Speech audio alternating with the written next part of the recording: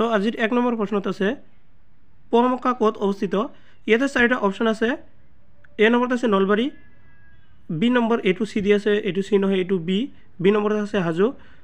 B number দি আছে এটু হ'ব সি হ'ব তেজপুৰ ডি আছে গুৱাহাটী আৰু এইকেইটাৰ ভিতৰত সঠিক উত্তৰটো হ'ব option number B Hajo Poa Mecca হাজোত অৱস্থিত 2 নম্বৰ প্ৰশ্ন পাঁচপীৰ দৰগাহ ক'ত অৱস্থিত ইয়াতে অপচন এ আছে ধুবুৰী বি বঙাইগাঁও সি হাজো ডি আছে তেজপুৰ এইকেইটাৰ ভিতৰত সঠিক উত্তৰটো হ'ব অপচন নম্বৰ এ ধুবুৰী পাঁচপীৰৰ দৰগাহ ধুবুৰীত অৱস্থিত 3 নম্বৰ প্ৰশ্ন হাতহৰি অসম বুৰঞ্জীৰ সম্পাদক কোন অপচন এ আছে S N Barua S I Barua B number আছে এইচ কে বৰপূজাৰী সি আছে S K Bhuyan D P C Choudhury এইকেইটাৰ ভিতৰত সঠিক উত্তৰটো হ'ব option number C S K Bhuyan 4 number প্ৰশ্ন অসমত প্ৰথম কোনে চিপাহী বিদ্ৰোহ আৰম্ভ কৰিছিল ইয়াতো চাৰিটা অপচন আছে এইকেইটাৰ ভিতৰত উত্তৰটো হ'ব অপচন নম্বৰ সি মণিৰাম দেৱান 5 নম্বৰ প্ৰশ্ন মণিৰাম দেৱানক বন্দী কৰি ক'ত ৰাখিছিল ইয়াতো চাব চাৰিটা অপচন আছে আৰু এইকেইটাৰ ভিতৰত উত্তৰটো হ'ব option number B Alipur 6 number প্ৰশ্নত আছে মণিৰাম দেৱানক ফাঁচি দিয়াৰ দিনাখন আৰু কাক ফাঁচি দিয়া হৈছিল আপোনালোকে সকলোৱে জানে অতি সহজ প্ৰশ্ন হয় এইটো ইয়াৰ উত্তৰটো হ'ব অপচন নম্বৰ সি পিয়লি বৰুৱা তাৰপিছত 7 নম্বৰ প্ৰশ্নত আছে অসমত প্ৰথমে কোনে অসহযোগ আন্দোলনৰ নেতৃত্ব দিছিল ইয়াতো চাৰিটা অপচন আছে আৰু ইয়াৰ উত্তৰটো হ'ব অপচন নম্বৰ এ নবীন চন্দ্ৰ আৰু তৰুণৰাম ফুকন 8 নম্বৰ প্ৰশ্ন কৰ্মবীৰ বুলি কোনে জনাজাত মানে কৰ্মবীৰ বুলি কাক কোৱা হৈছিল ইয়াতো চাৰিটা অপচন আছে অপচন কেইটাৰ ভিতৰত সঠিক উত্তৰটো হ'ব অপচন নম্বৰ এ নবীন চন্দ্ৰ বৰদলৈ 9 নম্বৰ প্ৰশ্ন অসমৰ স্বাধীনতা আন্দোলনৰ প্ৰথম শ্বহীদ কোন আপোনালোকে সকলোৱে জানে এইটো অতি সহজ প্ৰশ্ন উত্তৰটো হ'ব option number D Piyali Phukan 10 number প্ৰশ্ন অসমত কেতিয়া বাংলা ভাষাৰ প্ৰচলন হৈছিল ইয়াৰ উত্তৰটো হ'ব অপচন নম্বৰ এ 1836 চনত 11 নম্বৰ প্ৰশ্ন অসমত কেতিয়া কৃষক বিদ্ৰোহ হৈছিল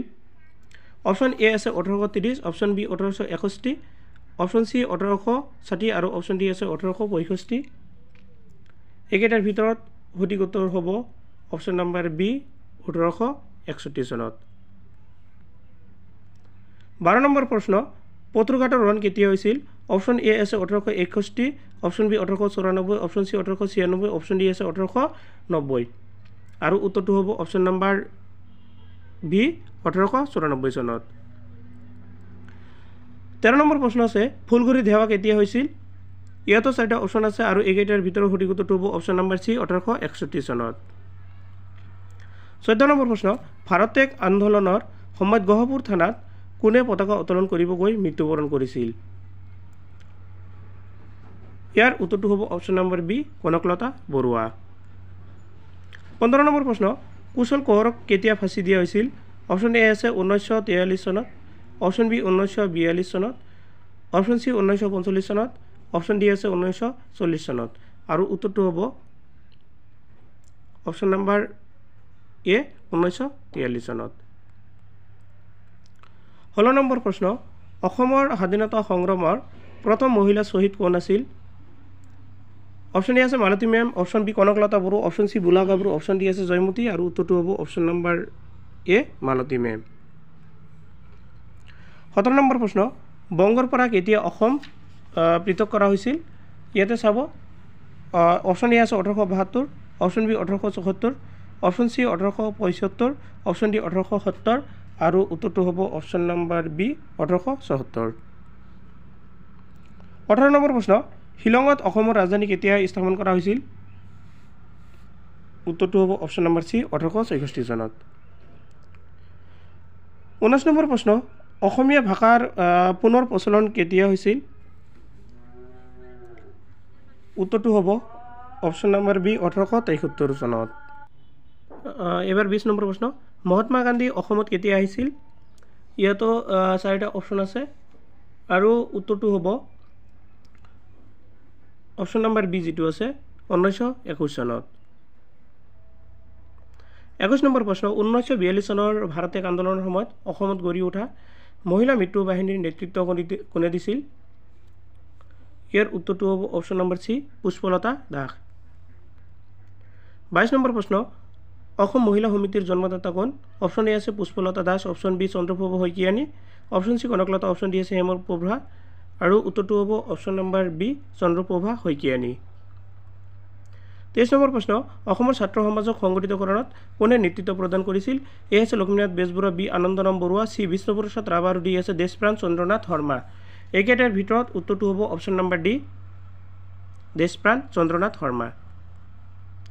24 নম্বৰ প্ৰশ্ন, সংৰক্ষিণী সভাৰ জন্মদাতা কোন আছিল? এ আছে লক্ষ্মীনাথ বেজবৰুৱা, বি ভোলানাথ বৰুৱা, চি বিষ্ণুপ্ৰসাদ ৰাভা আৰু ডি আছে অম্বিকাগিৰি ৰায়চৌধুৰী আৰু ইয়াৰ উত্তৰটো হ'ব option number D Ambikagiri Raichoudhury. 25 number প্ৰশ্ন, অসমৰ মাটিকালি কিমান?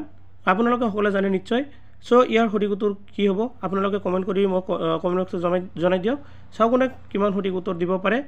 আজিৰ ভিডিঅ' এইখিনিলৈকে। চ' ভিডিঅ'টো সম্পূৰ্ণকৈ চোৱাৰ বাবে আপোনালোক সকলোকে ধন্যবাদ জনাইছোঁ।